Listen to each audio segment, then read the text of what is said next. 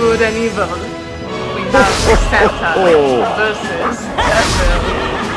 Oh, it looks like the devil is crushing Santa. Okay, wait. Let me. Oh, jeez. Okay. All right. So, I talked to the last Outlaws, Zack Leary. Natalie was not involved with this one. She could not make it. But we had a great conversation. We're basically talking about, did we vote for Biden? Did we not? Why not? You know, the usual 12 days of voting. Anyways, basically, he's a pretty cool YouTuber. I've been watching him for a little while.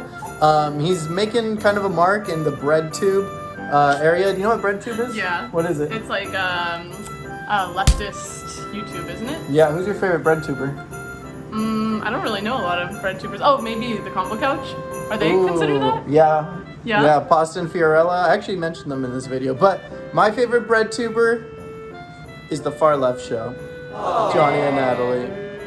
But there's some really good bread tubers out there. And we're trying to do a little break-in invasion of that. So we are going to show you a pretty cool conversation. I hope you enjoy The Last Outlaws. Woo!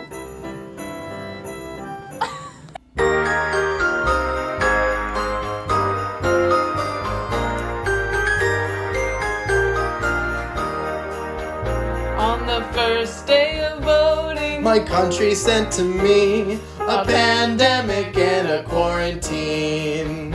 On the second day of voting, my country sent to me police brutality, a pandemic and Hey, how you doing?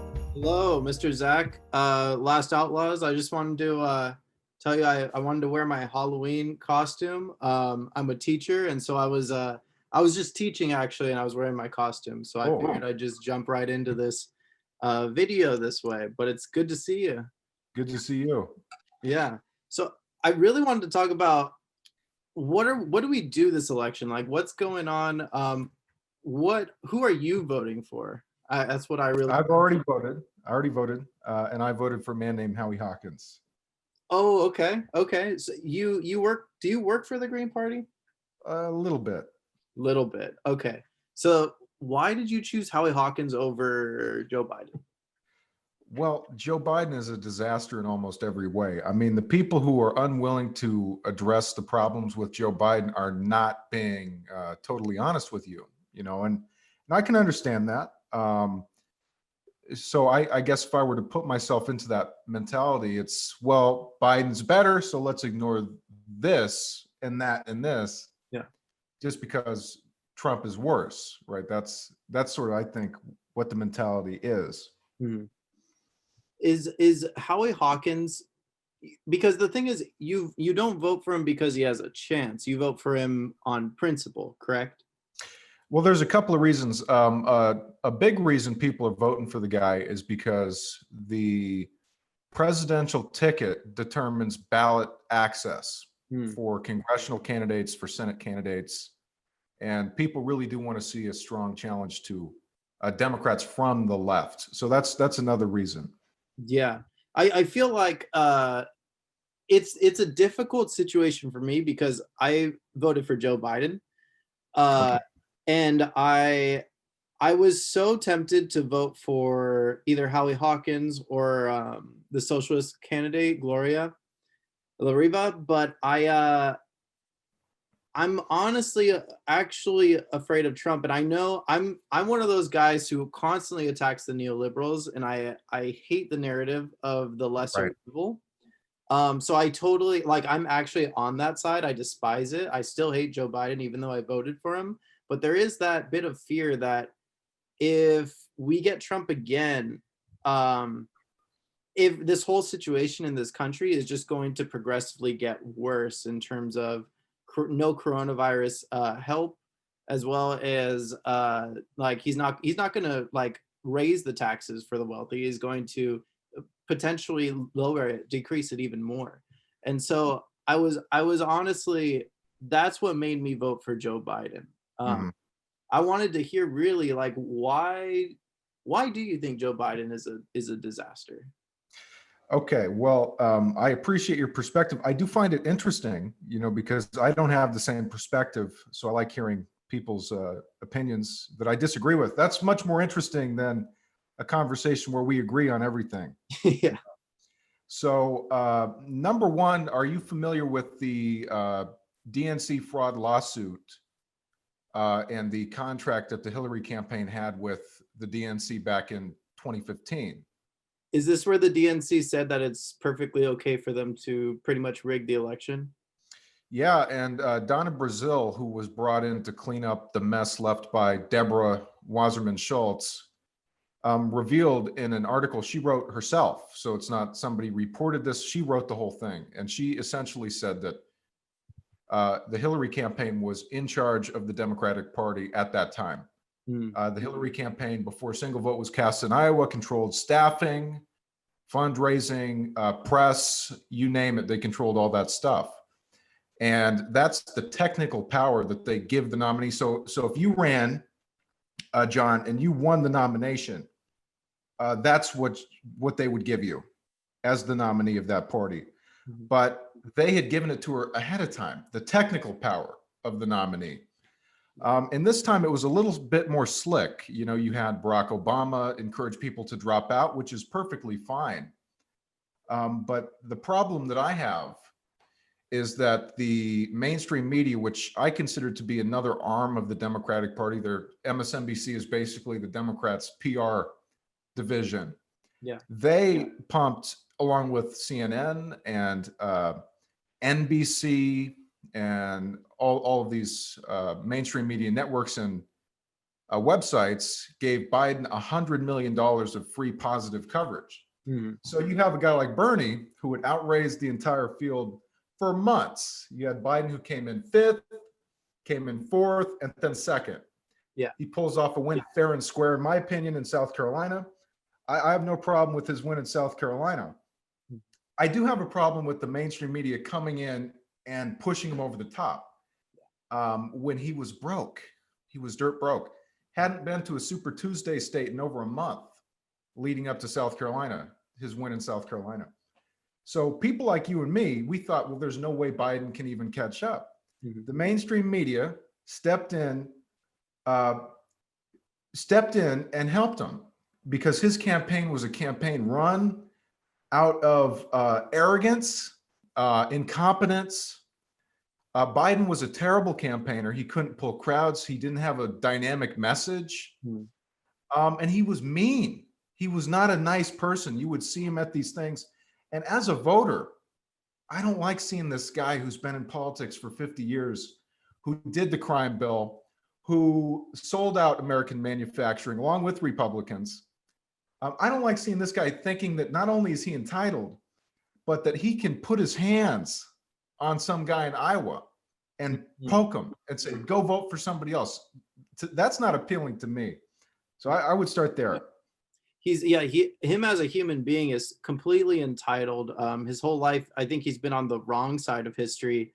The 1994 crime bill is a further step in, like, out of the Jim Crow laws. I think it's just another evolution of that. And I think Kamala Harris enforcing it, and also everything done, is completely in line with the terrible segregation and also slavery. I mean, people working in prison are earning pennies a day. So I think it's just the continuation of that.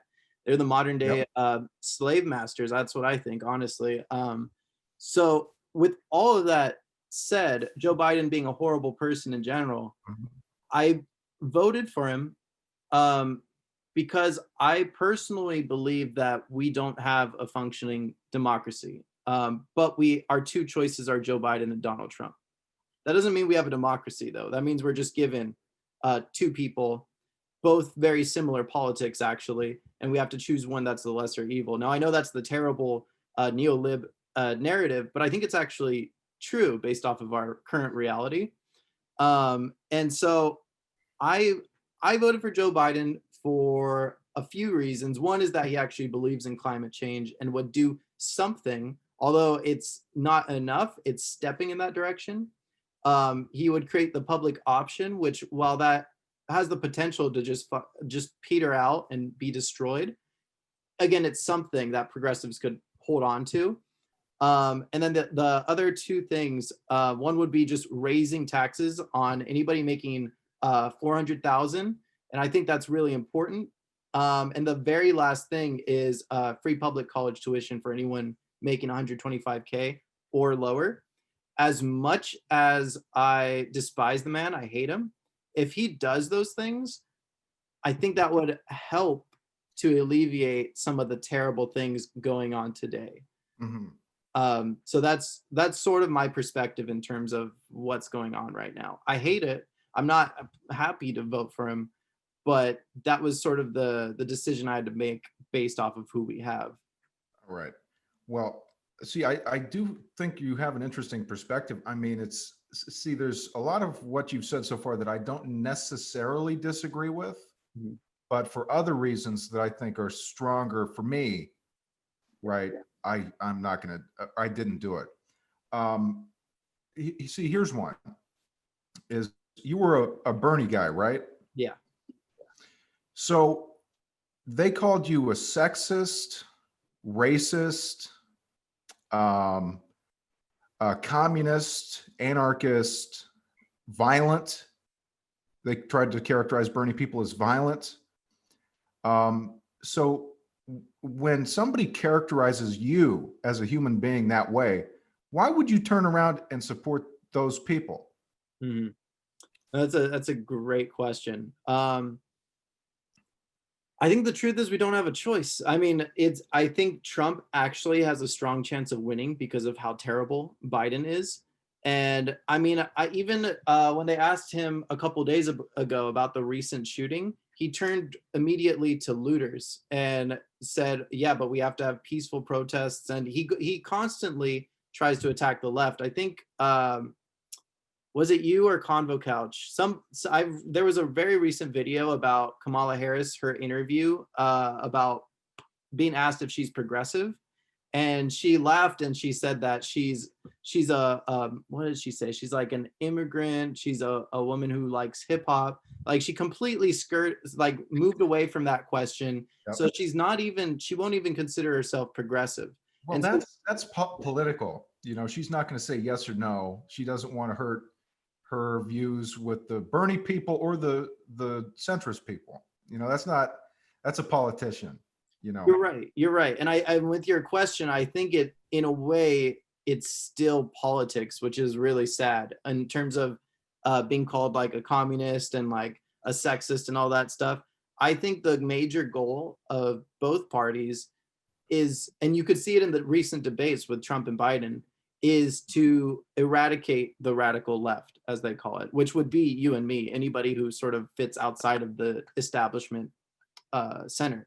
And we're not going to be eradicated, but well, go ahead. I wouldn't call myself radical left. I wouldn't call myself a socialist. I would just say progressive. That's just how I would define myself. I don't believe in open borders. You know, the Green Party supports that policy, which I think is a ridiculous policy. But, you know, you've got to put some things aside, just as you have with supporting Biden. You know, you're not going to agree with everybody, but it's like, would you bail the person out of jail who shot you? Well, that's an interesting question, actually, because I don't believe in prisons. So, honestly, with that question, I mean, honestly, if I got shot by somebody and I had the opportunity, my personal vengeance might make me not want to do that.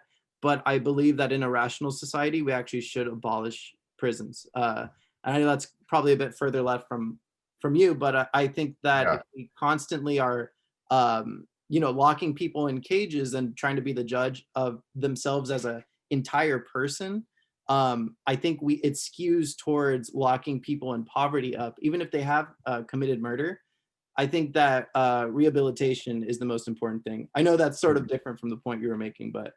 Well, that's very interesting. I mean, let's get into that because that does sound interesting. But would you bail the person out? Let's say somebody shot a relative. Okay, let's not pick one, but let's say somebody that you care about. shot that, not killed them, but shot them, would you bail that person out? No, you wouldn't. You know, and neither would I, and neither would any rational person on earth do that. So when they cheat your candidate, take your money too, because we funded that campaign, not Wall Street. So not only did they defraud Senator Sanders, but they defrauded millions of working class people like you and me. So that's another problem. And they characterized us as really nasty people. To turn around and then back those people, and to also watch and witness our progressive politicians give away their power with their endorsement is a shame. It's a shame. I think that a Joe Biden victory is a vindication of the concept that they don't have to listen to their base. They don't have to put forward anybody who has character, morality, or anybody with a policy platform. You know, Joe Biden, if he had his way, I think it would be a blank piece of paper, because Joe Biden wants to keep things the same. He may have some ideas of getting us back into Obama programs, but those programs didn't go far enough anyway. You know, the Paris Climate Accord did not go anywhere near far enough. Yeah. It's putting a Band-Aid on a broken leg. It just doesn't work. And I also think that one of Bernie Sanders' biggest mistakes was not using that leverage. Joe, I ran against you 4 years ago and Hillary Clinton lost. You and her are the same in almost every way, policy-wise. You're both from the Obama administration. You've both been in politics your entire lives. You've both been Republicans. That lost. Yeah. So if you want to beat Trump, you got to go with me. Biden getting in there says to the next progressive running as well, like Nina Turner could go up there and say that, says to them that, well, it's taking a bullet out of her chamber, you know, I think. Yeah, I think Bernie Sanders couldn't do that. I think not just as a person, but I think him being an individual, a candidate running in the Democratic Party, I don't think they would have even allowed for that sort of critique. I honestly think it was completely rigged against him. What do you mean allowed? Yeah, I don't know if he would have been even able to run in the Democratic Party, because I know he's an independent, but I think there's an internal structure that does not allow for the presumptuous nominee like Joe Biden to even be attacked by other Democrats, because I remember there was that pledge that they were not going to attack like the nominee, but I think even beforehand they can't go in like that, especially Bernie Sanders. Now that's sort of just a presumption that I have, but I believe that's probably the case. What I think Bernie Sanders did, and what I think that he thinks he did as well, is that he purposely used the Democratic Party to spread democratic socialism to millions and millions of people, and to sort of plant the seeds for the revolution to come. I don't think he ever thought that he would actually become the nominee. Right when he dropped out, he released that documentary about Eugene Debs. You can find it on Netflix now, actually. But it's yeah. So it's okay. And Eugene Debs was someone who ran for president 4 times. His last time he was in prison, and each of those times he got more and more supporters. And actually, socialism and unions, the strength of unions spiked due to Eugene Debs. And I think Bernie Sanders always had that mentality. I think he follows sort of the Marxist tradition of moving the needle closer and closer to the revolution. I know that when there was the George Floyd protest, Cornel West actually said, fail better, and keep failing until you succeed. And I think we failed better this time than last time. I mean, he was the front runner. Oh, God, no. I disagree. Really? How so? Yeah, absolutely. I mean, last time he won 23 states. I mean, Bernie got crushed in Maine, and how does he lose Washington State? Yeah. He lost support for many reasons. Endorsing Hillary Clinton, probably. If I were to identify a reason, that would be probably the biggest reason, is it takes away his credibility to turn around and endorse somebody like that, like Hillary or Biden. It takes away all his credibility to criticize or to endorse the very thing you're fighting. So he lost credibility in that regard. He was weak in his attack. We don't need somebody to go out there and say how everybody is their friend. Then why don't you vote for him, Bernie? What are you doing? Why are you running if you love everybody on the stage? He could have, just to give you an example, when Elizabeth Warren turned around and called him a sexist, do you know what I would have done? Let me know if you think this would work with Democratic voters, because I don't know. But it's better than nothing. He didn't do anything. He said, no, I didn't say that. Didn't level an attack on her. I would have said, well, look, I've been exactly the same my entire political career. Take a look at Senator Warren, who was a Republican for many, many years and held very anti-democratic views until she decided to enter politics. Who are you going to believe, me or her? Me, the guy who said in the 1980s that a woman could be president. The guy who endorsed Hillary Clinton. And Hillary, who won the popular vote. Who are you going to believe, me or her? Her, who used this Native American heritage scam. It was a scam. She had 1/1000th Native American DNA, and she robbed a Native American or a woman of color from that seat to enrich herself, a white woman. Who are you going to believe, me or her? I'll let you decide. That's pretty good. That's actually a very, very good strike back. I actually never thought of that, of him using that. Wow. Yeah, that was really good. I think the problem is Elizabeth Warren has this really cult-like following. I've debated this guy, Jake Henry, who on Instagram Live, who has like a picture of Elizabeth Warren right next to his bed.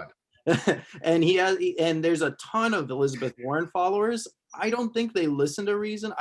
I've looked through Elizabeth Warren's plan, and I don't want to go through all of them right now, but I don't really think they actually are as progressive as the media makes them seem. It seems, it seems as if the media tried to boost her in order to hurt Bernie Sanders. So I think even if Bernie Sanders took that line of attack, the media would have compensated for it. And that tends to be what the corporate media does. Yeah, well, it doesn't matter. I mean, look at what Donald Trump was able to do. I mean, so you bring me on and you question me and you're tough with me. Well, I'm going to say, well, first of all, I'm going to research who you are if you're interviewing me. And if you gave money to Hillary in the past or to Elizabeth Warren in the past, you better bet your ass I'm going to bring it up during that interview. Well, look, you haven't established, you gave her money. You never gave me money. So the people watching, why would they think you're going to be a neutral person or your organization who gets money from this and this and that? So there's many ways you can do it. You have to be aggressive. You have to be nasty. Yeah, I was actually just watching Get Me Roger Stone. Have you seen that documentary? Amazing documentary. Yes, I have. It's incredible, man. Roger Stone, he's a sleazebag and he admits it.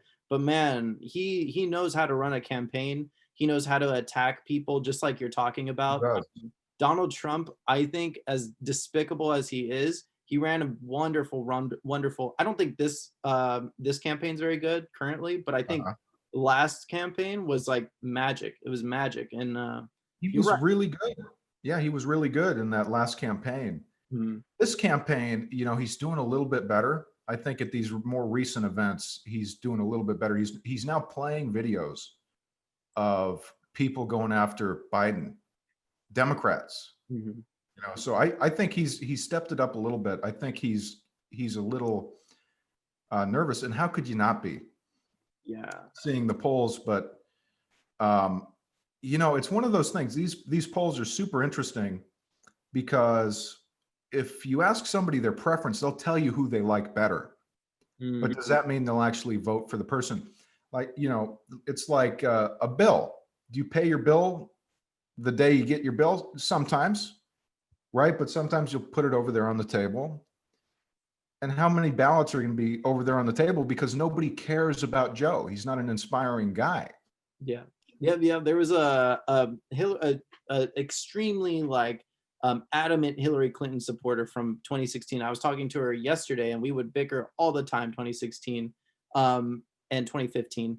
But she is not even casting her vote for Biden, and in fact, she is not even sure if Biden is better than Trump. She actually brought up a really interesting point.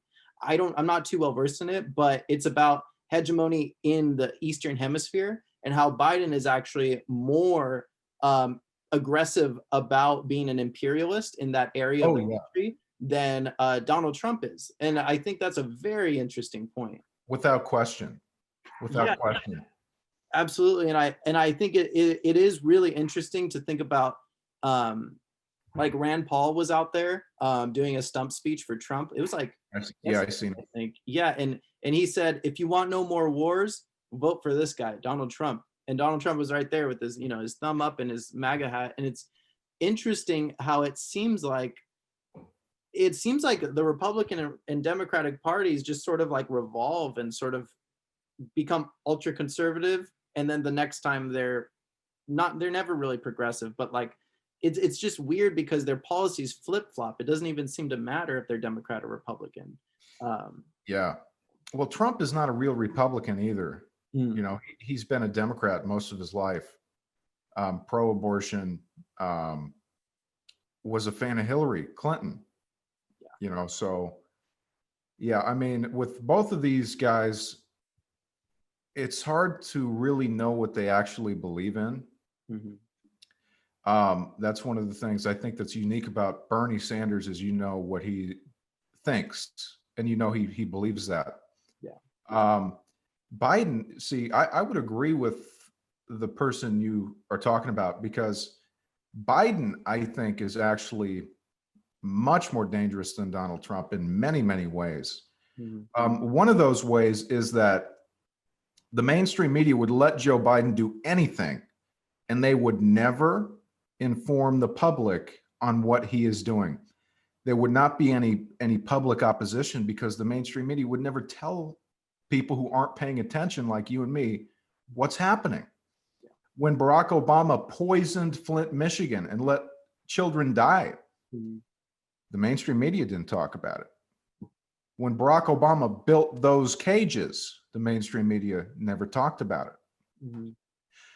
Joe Biden on trade is much worse. Donald Trump has a far superior trade policy as compared to Joe Biden. Every Biden supporter I've spoken to has admitted that to me on live streams, in person. Joe Biden sold out American manufacturing. One of the reasons, along with Hillary Clinton and along with the Democratic establishment, one of the reasons those people went for Trump. Biden has supported NAFTA, permanent normal trade relations with China, tried to push the TPP, which is NAFTA on steroids. Joe Biden is a disaster on trade, a disaster. I mean, he's the worst possible choice we could have on trade. And Donald Trump's trade policy, I don't support the guy. I didn't vote for the guy. People watching, you can check my Twitter. I posted my ballot with Howie Hawkins' name filled in. I don't support the guy.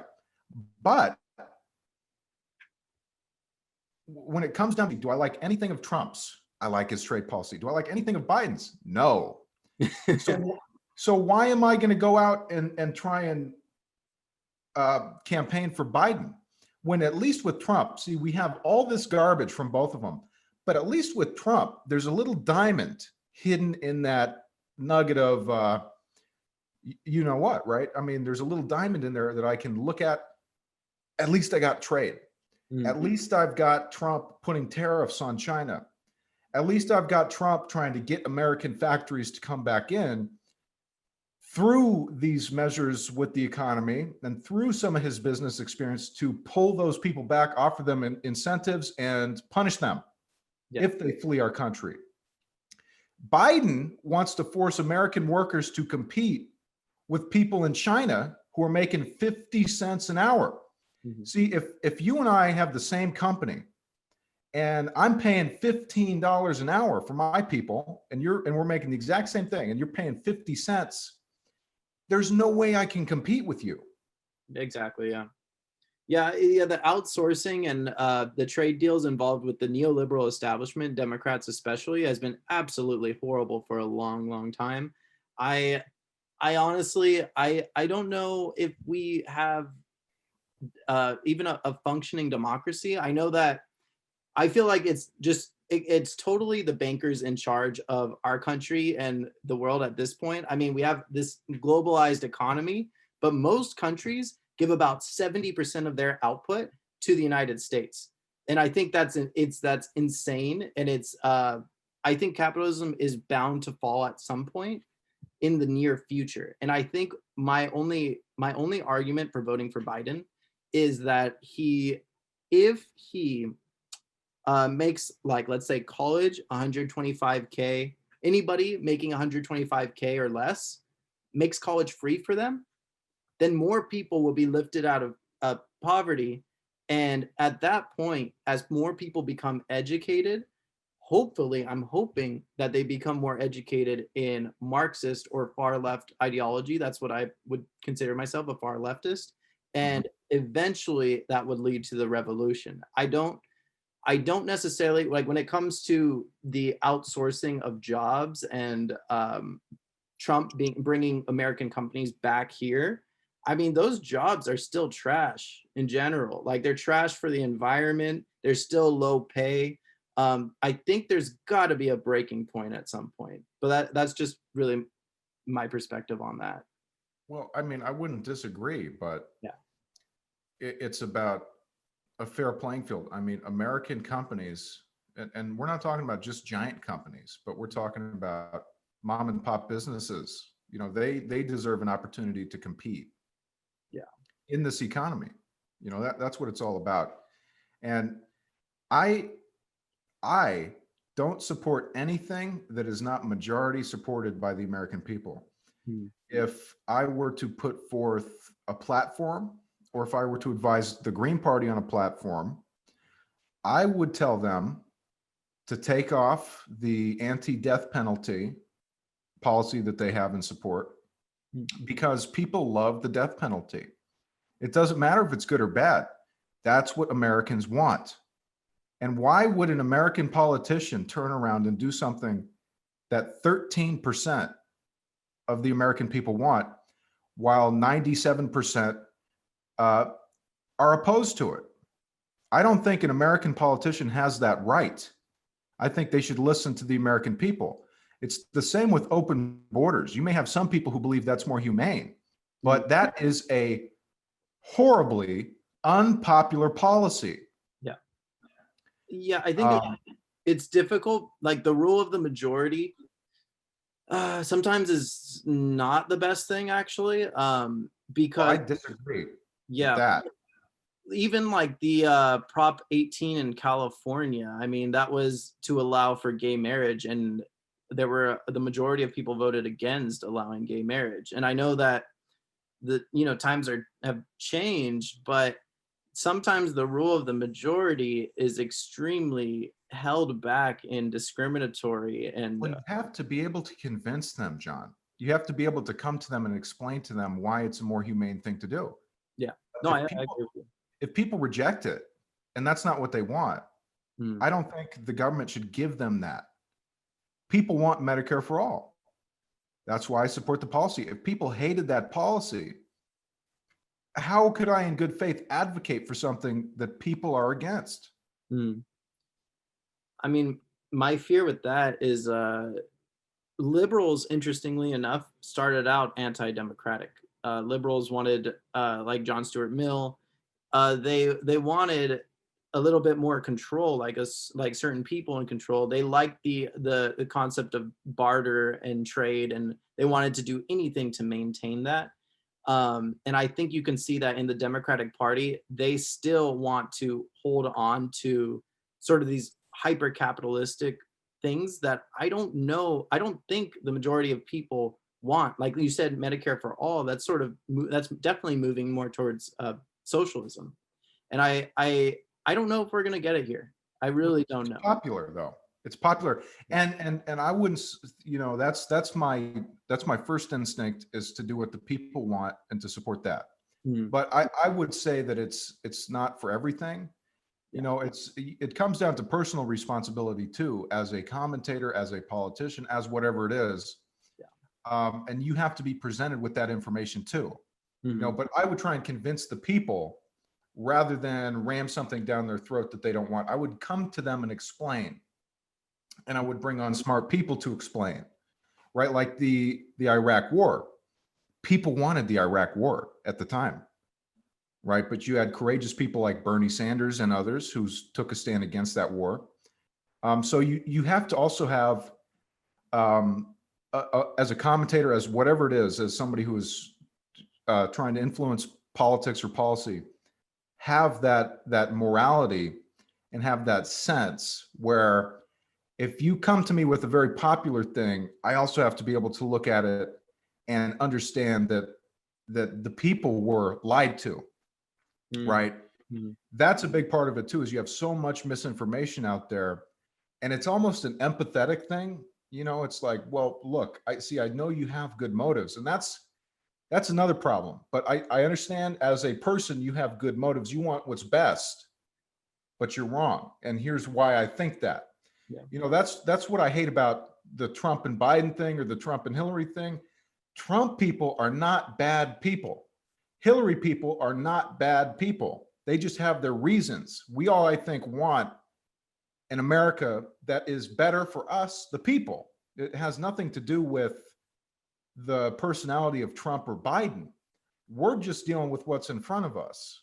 Yeah. You remind me, talking like that, you remind me of Pedagogy of the Oppressed, written by Paulo Freire.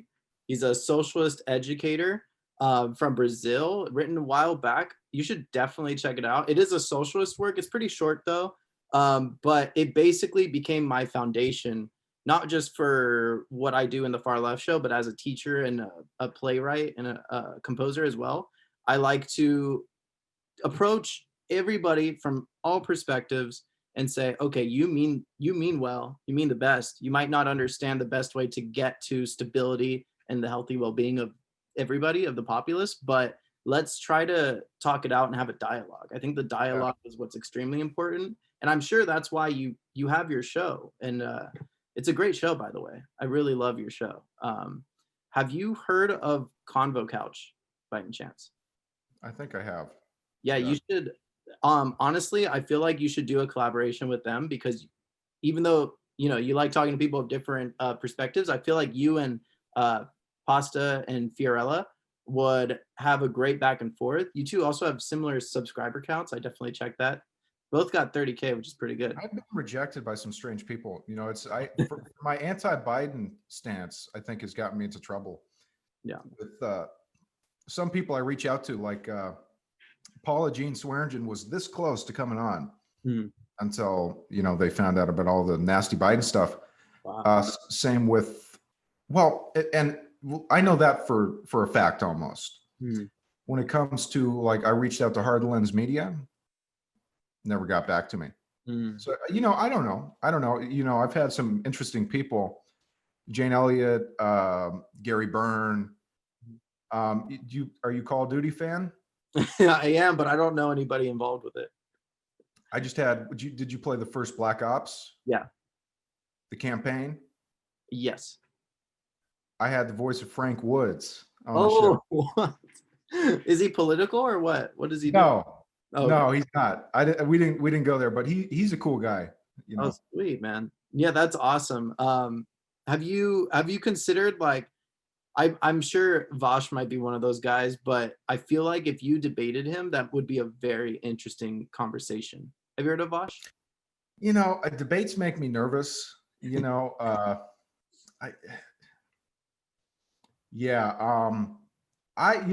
Sometimes I'll do really well. With me, it's like it's 50-50. Sometimes I'll do really well, Other times, it falls apart. I'm new to this, so it's one of those things. It's a learning thing. But yeah, I probably would not go there.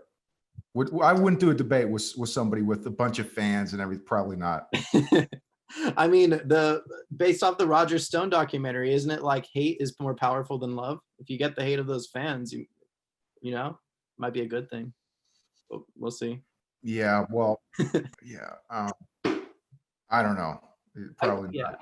I tried to debate the Jake Henry guy, like the super Warren stand, and I thought I was gonna win, but I feel like he just mopped the floor with me because a lot of it isn't even about facts. It's just it happens. Yeah, and he got into like the political correctness, identity politics, and it just like he mopped the floor with me just in terms of rhetoric. I feel like it's a very important thing.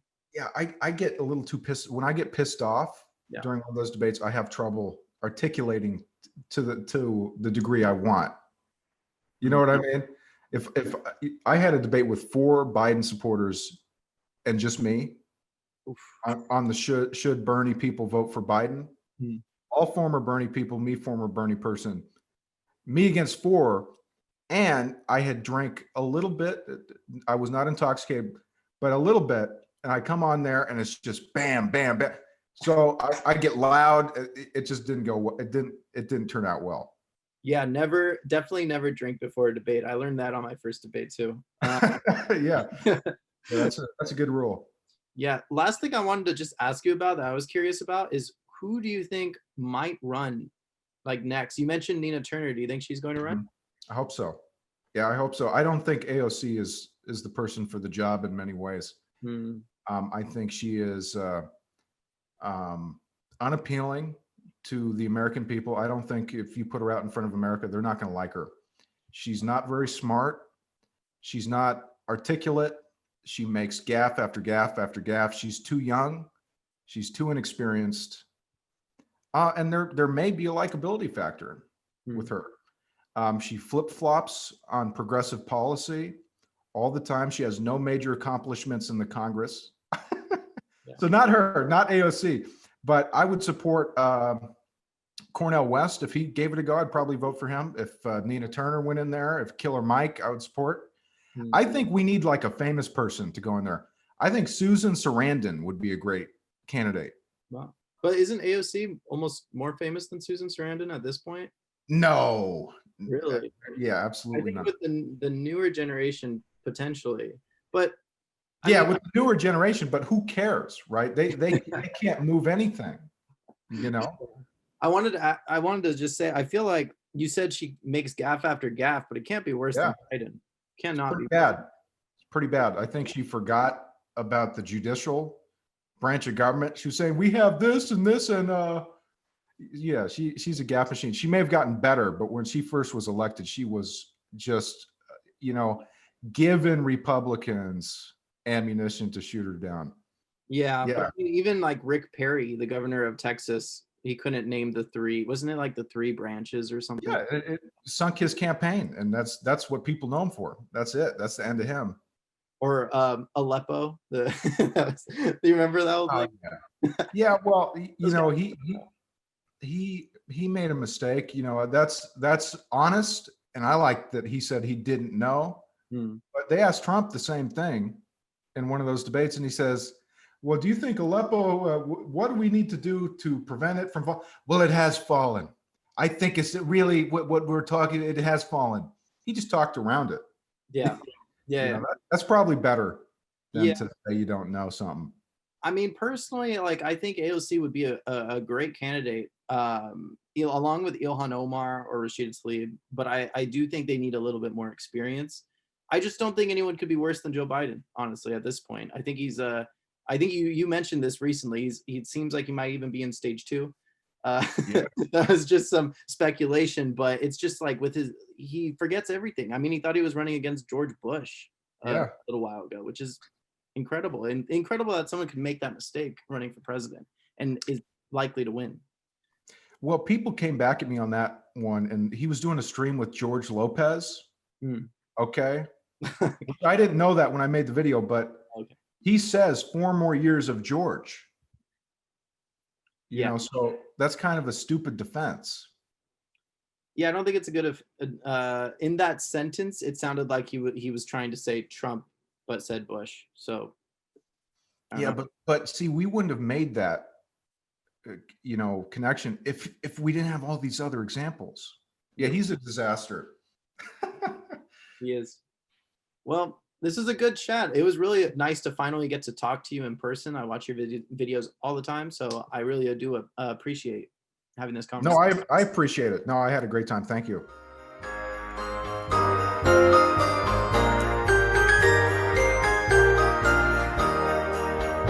On the first day of voting, My country sent to me a pandemic and a quarantine. On the second